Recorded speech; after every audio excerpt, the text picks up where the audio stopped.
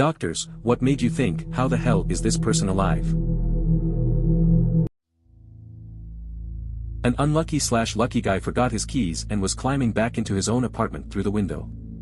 His cousin/friend thought that he was an intruder and pointed a gun at him and pulled the trigger as the unlucky/lucky guy opened his mouth to say, "Don't shoot." The bullet went into his mouth and clean exited the back of his neck. After surgery, he was totally fine in a few days, somehow missed all major structures. Didn't even chip a tooth. Really pissed at his cousin. For my neurosurgery rotation in med school, edit, THX for my first silver and gold, my second most upvoted comment has 33 votes, so 37k is pretty surprising. Unlike the bullet, this comment hit a nerve, edit 2, I didn't delve into why, but for some reason the patient didn't know that his friend/cousin was in the patient's apartment, and the patient assumed that he was locked out. Edit 3, I think I have a poor sense of what is interesting in medicine to the general public. This was interesting enough for me to remember from med school, definitely made it to, med students can't help talking about medicine even at parties, but it never struck me as that interesting. Edit 4, this has forced me to learn how to do a hard return, edit 5, maybe too many edits is rude. Relatively untutored in the ways of Reddit. When I was in college, there was a kid that exited a freeway at near freeway speed. Problem was, it was a construction zone at night, no lights, and it wasn't supposed to be an open exit. Drove right into a pile of rebar. One of the poles went through the car into his face and pinned him to the seat through his head. A couple of years later, I was in grad school, in anatomy seminar, and the surgeon presented that kid's case as a study. Not only did he live, the rebar had slid right past the base of the brain/spinal column. It was so close, they had to twist it out like a screw because the ribbing on the bar threatened nerve damage. They literally rebuilt this kid's skull around his brain. His recovery photo was a totally normal kid smiling. He had a small scar on his chin. I say kid, but he was like 17, just to be clear. Edit, a couple of people looked up the story and posted it in the responses, for the curious.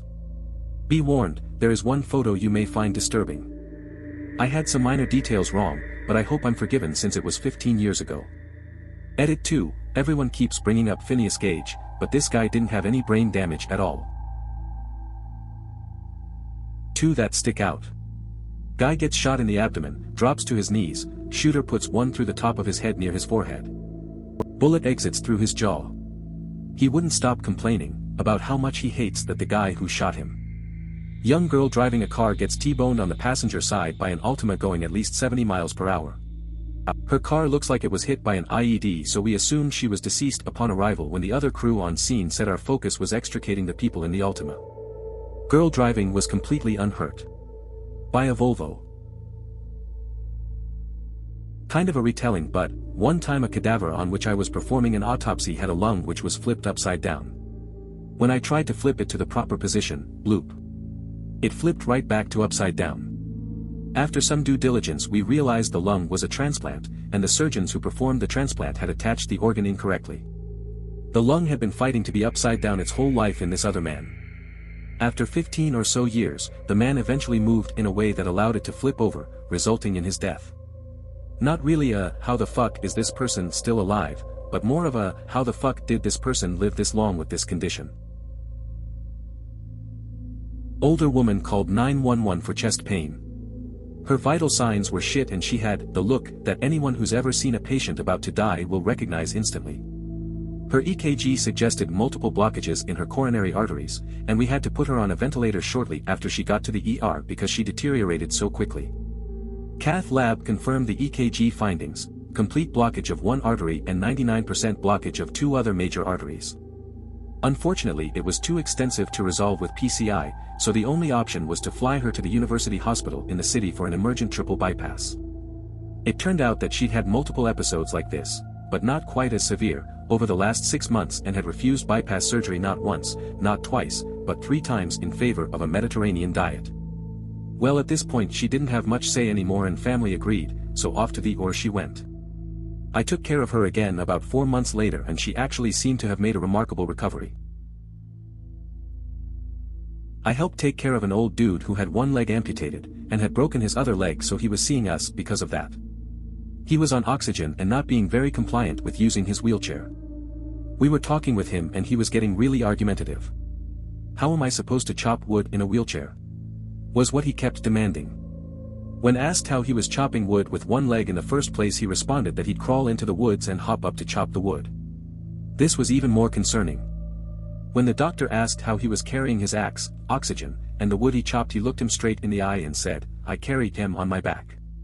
Not sure if he was serious, but he was pretty dang grizzled and looked like he may have been crawling through the woods. Not a doctor. A classmate of mine in HS was out snowmobiling in the middle of the night. He was going about 50 miles per hour down a trail. Some asshole had put a chain across the trail just to be an asshole. He didn't put reflectors on it, and it wasn't even on his own land. It was on state land. Unfortunately, my classmate had a backrest on his sled. The chain hit him square across his chest. It slammed him into the backrest, which fortunately broke off. He rode back home and crawled into bed. Later, his mom made him go to the local clinic that had a small ER. They life-flighted him down to Duluth immediately. He had a ruptured spleen, part of his liver was torn, his heart was badly bruised, and he had a collapsed lung. He was bleeding pretty bad internally. The doc told him that, if he hadn't been so muscular, he would have died out on the trail. The man was about 6 feet and 245 pounds and ripped like a bodybuilder when he started. 6 months and a bunch of surgeries later, he was maybe 130 pounds.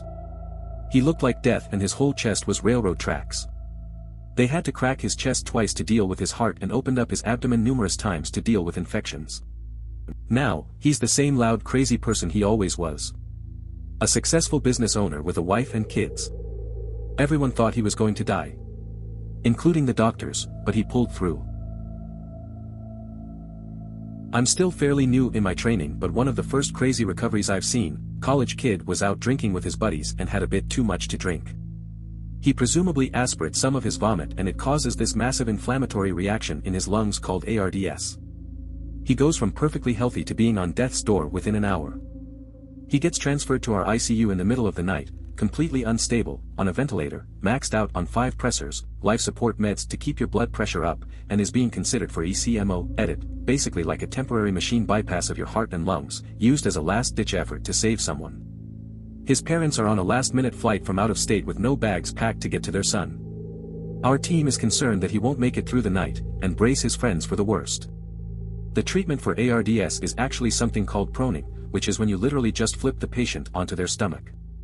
And miraculously, 2 hours later he is off all pressors, maintaining his own blood pressure, and, while very sedated from all the meds, he's able to respond to voice and shake and nod his head to questions. He makes a full recovery 4 days later. And vowing to stay away from alcohol for a while, to translate the medicalese a bit. ARDS equals acute respiratory distress syndrome, ECMO equals extracorporeal membrane oxygenation, ICU equals intensive care unit. For me it was a guy who was cleaning his loaded shotgun and it blew half his face off, jaw and all. He was actually pretty good from the mid-nose up. The thing that surprised me is how good of shape he was in afterwards. He didn't even go to the ICU, we just admitted him to the med/SURG floor. He was up communicating via whiteboard within a few hours and was adamant that he did not try to kill himself. Got a psych consult anyway, but they agreed. Another inch dorsal with the barrel of that gun and he would have been done for. I'm not a doctor, but I was diagnosed with Addison's at age 13 or so. Was just generally feeling lethargic, vomiting, dizzy. Mom calls the hospital with symptoms and they said if I had all 3 at the same time to come in to be safe, orderly or whatever, checks my pulse in the lobby. 30/15, he laughs, well this one's broken, and gets another machine. 30/15, wait. What? Calls a doctor, they double check it and run me to the ER for fluids. Again, not a doctor here, but apparently that's not even high enough to have a pulse. They had no clue how I was walking, let alone conscious, but saw the numbers and after realizing it was accurate they freaked the hell out. And of course that freaked my mom out. Them telling my mom 30/15 is the BP of a dead person did not help. And then they said it's either autoimmune or cancer. My immune system apparently ate my adrenal glands, now I'm on meds for life, lucky me. On the bright side though, I never really have to worry about high blood pressure. My dad walked a mile to see a friend and tried to walk up the stairs. Couldn't get up 1 step. Walked back 1 mile to his office, looked up who his doctor was, since he hadn't seen one in 20 years, and drove there. No appointment. Doctor hooks him up to an EKG, but it's fine. Tells him there's a cardiologist next door, it's the end of the day, they'll see him. Just in case. They hook him up to a blood pressure monitor while he's on a treadmill. The monitor is behind him, he can't see it. He starts walking. They set a countdown timer for 3 minutes, and about 30 seconds in, one of the nurses steps out of the room. My dad is watching the timer and it counts down to 0. He feels fine and figures he's going home, but the door opens and 2 ambulance attendants are wheeling in a gurney. While he was on the treadmill, his blood pressure dropped to 0, then restarted, then dropped to 0 again. The nurse who stepped out of the room dialed 911. They let him finish because they figured as soon as he stopped, the heart attack would start in earnest. Quadruple bypass later and he lived, but note, he said he never felt the same. A bypass is not a panacea. Edit, panacea, solution to all problems. Apparently, not a commonly used word. 15 years ago my mum dated a guy who had both a brain tumor and leukemia. To treat the leukemia they had to stop treating the brain tumor and vice versa. He was given 2 years to live. He told my mum that he needed to focus on getting his affairs in order and spend time with his kids. They'd only been dating a few months, very casually. Saw the dude a few weeks ago, still kicking. Still has the tumor. They successfully treated the leukemia, but now he has osteoporosis. And a sort of not epilepsy. They found out he had brittle bone when he had a seizure and broke a lot of bones falling down. But he's just getting on with it. Couldn't kill the guy with an axe.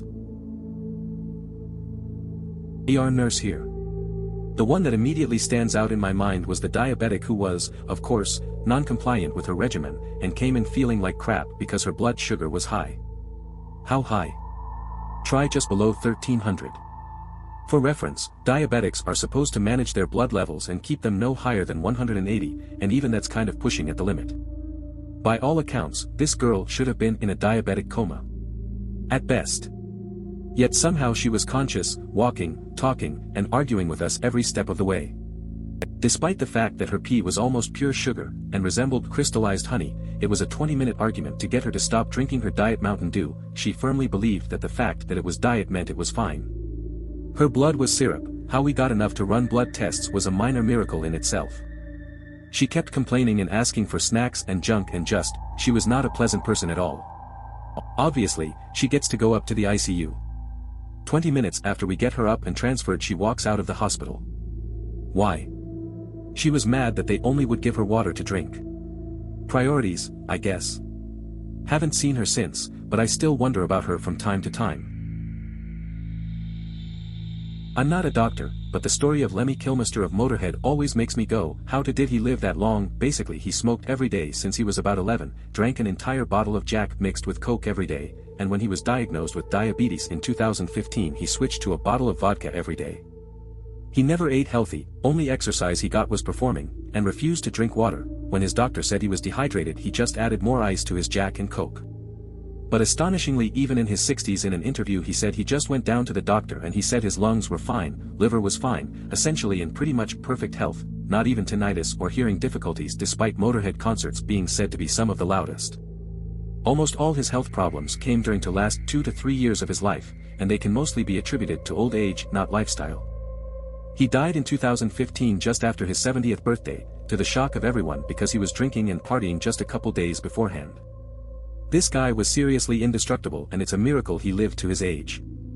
Edit, it's Jack and Coke not rum and Coke man facepalming. Witnessed a sedan with a trailer flip 4 times at 75 mph on a highway into a ditch right in front of me. A 12-year-old wasn't wearing a seatbelt and was thrown from the vehicle through an open window.